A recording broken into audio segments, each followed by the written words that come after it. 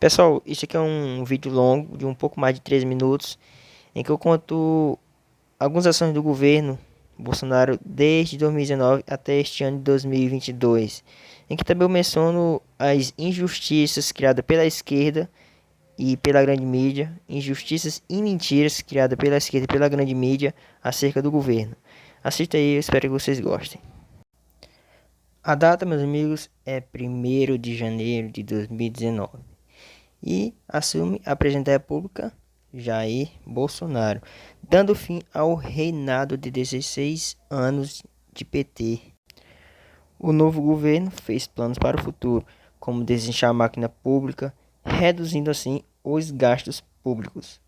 Imaginou-se crescimento da economia, com mais estímulo ao emprego e desburocratização da máquina pública, com mais redução de impostos e mais facilidade de empreender. Planejou-se mudanças significativas no Código Penal. Planejou-se mais moralização nas instituições. E o governo até começou concretizando vários desses planos.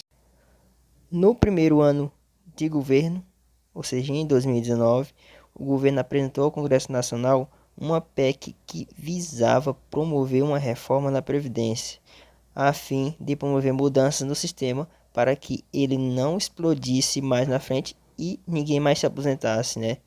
No entanto, o Congresso Nacional, como é de praxe, tentou barganhar e, no final das contas, ou melhor dizendo, no final das votações, entregou uma PEC totalmente desidratada, em que vários privilégios foram mantidos.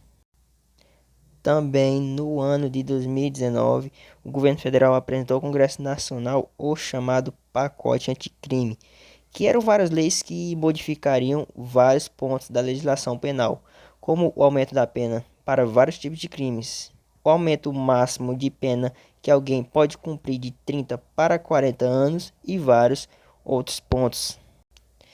No entanto, adivinhe só, assim como um furacão passando em uma vila com casas de taipa, o Congresso Nacional destruiu o pacote anticrime quase que pela metade. No tocante ao desinchamente da máquina pública, o governo reduziu o número de ministérios de 29 para 22. Uma ação com certeza muito importante, que além de reduzir os gastos, reduziu também a burocracia estatal. Na economia, a Selic diminuiu de 6,5% e seguiu caindo até chegar em 4,5% durante o ano de 2019, a menor taxa desde 1999. O desemprego, que era 12,7%, caiu para 11,6%, além de reduzir bastante o alcance da Lei Rouanet e tirando de artistas milionários o benefício, em que tais quais ficaram de mimimi até hoje. No tocante ao combate à criminalidade, houve uma significativa redução de 19% do índice de assassinatos, e isso concomitantemente à flexibilização do porte e da posse de armas de fogo promovidas pelo governo. Medidas essas que a esquerda dizia que iria provocar um aumento nos índices de assassinatos. E veja bem, tudo isso no primeiro ano de governo, no ano de 2019. Mas nem tudo sai como o combinado, não é mesmo? E aí, meus amigos, inicia-se o ano de 2020. Na esperança de continuar a missão de arrumar o país, vem o quê? Uma pandemia. E agora o foco é outro. Agora, em vez de promover políticas públicas para aumentar o emprego, o governo terá que focar em manter os já existentes e auxiliar os que irão ficar sem emprego. Em vez de usar o dinheiro para criar escolas, hospitais e casas populares, o governo terá que manter os hospitais já sucateados existentes por governos anteriores e aumentar a modernização para melhor se combater a pandemia. E para isso, o governo federal enviou vultosos recursos para estados e municípios em que, em muitos casos, foram roubados, como a gente sabe muito bem. E para não desestabilizar a economia, o governo federal era contra o lockdown e a favor de conciliar controle da pandemia com controle da economia. No entanto, meus amigos, veio o STF e decidiu que os governadores e prefeitos tinham exclusividade em estabelecer decretos referentes ao controle da pandemia em seus respectivos estados e municípios. E foi aí justamente que começou a trajetória que iria ocasionar uma crise econômica e aumentos no índice de desemprego e também de autoritarismo. Vários governadores e prefeitos estabeleceram o tranca-tudo e o fique em casa, em que estabelecimentos comerciais teriam que fechar e trabalhar agora passaria a ser crime. Então, logicamente, as consequências foram o fechamento de empresas, pessoas sem emprego e uma drástica redução na produção do país. E essas medidas perduraram por todo o ano de 2020. Enquanto os que eram contra gritavam em desfavor dessas medidas absurdas, avisando sobre um consequente aumento de inflação e desemprego, os histéricos da esquerda gritavam a favor, dizendo que a economia a gente vê depois. Não só a esquerda, mas também a mídia. Pois bem, o aumento do desemprego ocorreu e empresas tiveram que ser socorridas pelo governo, assim como os novos desempregados tiveram que serem socorridos pelo governo federal, que logo atendeu e criou o auxílio emergencial, crucial para a manutenção da alimentação das famílias com mantenedores recém-desempregados. No entanto, como seria o mais natural de acontecer após uma economia com redução drástica na produção e aumento da demanda, no momento em que pessoas estavam recebendo auxílio, o aumento da inflação começou a aparecer rapidamente. Com isso, a pandemia consumiu todo o ano de 2020. Entramos então no ano de 2021, que também foi um ano dedicado à pandemia, principalmente em relação à intensificação da vacinação e da manutenção da renda da população. Mas também foi um ano onde os delírios da esquerda e da grande mídia começaram a se intensificar, onde começaram a descer a lenha no governo por supostamente ser o culpado pelo aumento da inflação e até acusando o governo de genocídio. E o ano de 2021 também foi um ano só de total dedicação em relação ao combate da pandemia e da manutenção de renda da população. Entramos assim no ano de 2022 e ainda tinha alguns casos, mesmo que isolados, de governadores e prefeitos histéricos, fechando o comércio e trancando o povo em casa.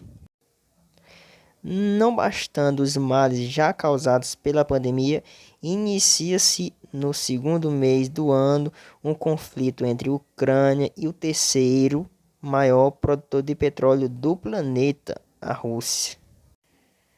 Daí em diante, o preço do petróleo do mundo todo começa a disparar e, é claro, o Brasil não ficaria de fora das infelizes consequências dessa disparada de preços.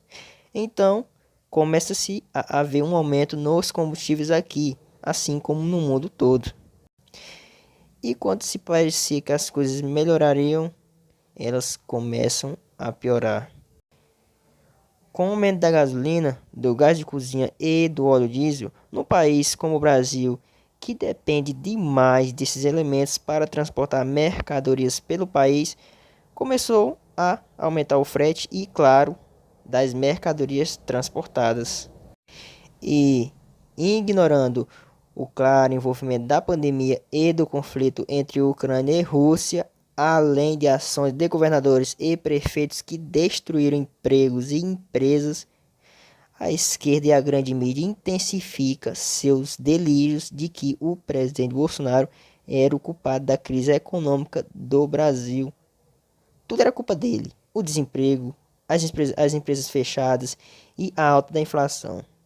Além de perder todo o ano de 2020 e 2021 pela pandemia, agora era o ano de 2022 que parecia estar dando tchau com os resquícios da pandemia e com o conflito entre Ucrânia e Rússia. Para piorar, para o governo federal, a esquerda, com o apoio da grande mídia, continuam a intensificarem o esquema de impetrar mentiras na mente das pessoas que começaram a criar fantasias de que o governo tinha canetado o aumento da gasolina, do óleo diesel, do gás de cozinha, da carne, do arroz, do feijão, do óleo de cozinha e das demais mercadorias. Daí em diante, a pandemia nunca existiu, governadores e prefeitos nunca fecharam o comércio e muito menos estava existindo um conflito entre a Ucrânia e o terceiro maior produtor de petróleo do mundo. Independentemente, o governo concluiu ainda no início do ano a transposição do Rio São Francisco, trazendo assim um alívio para muitos nordestinos com relação à falta de água. Chega assim a segunda metade do ano de 2022 e aí há-se um alívio total com relação à pandemia.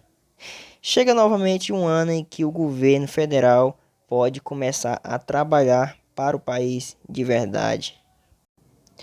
Ainda assim, as críticas com relação ao aumento dos combustíveis continuaram sendo a principal pedra no sapato do governo. Críticas essas com argumentos infundados sobre o real motivo dos recorrentes aumentos dos preços, que obviamente tinham ligação principalmente com essa guerra entre Ucrânia e Rússia, além de, claro, resquícios da pandemia. Queriam a esquerda e a mídia que ele desse canetada para reduzir o valor dos combustíveis, mas isso seria controlar preço e dar um tiro no próprio pé, assim como fez a Argentina, né? Controlar o preço de várias mercadorias. O que a gente vê hoje é uma inflação de 80%. Mas o governo viu que a situação poderia ser resolvida de outra forma. Então, o governo agiu e enviou para o Congresso Nacional uma proposta para reduzir o valor do ICMS, que são os impostos cobrados nos estados, né? Em cima da gasolina para no máximo 18%. Quase todos os governadores, os principais causadores do desemprego e da alta inflação, foram contra. Independentemente disso, a proposta foi aprovada e os combustíveis começaram a reduzir de forma orgânica, sem canetadas. Logo após, registra-se um aumento de 1,2% do PIB no segundo trimestre desse ano, que já acumula 2,5% no ano. A inflação começou a diminuir e em agosto houve até deflação, principalmente causada pela redução dos combustíveis. Agora, meus amigos, a esquerda quer ludibriar a mente do cidadão dizendo que um presidente que teve só 2 anos livres para governar um país é o culpado da desgraça de 16 anos de muita corrupção e incompetência de governos do PT, de seus governos. Realmente estão desconsiderando a existência de massa cinzenta no cérebro da população, gente. Pelo amor de Deus.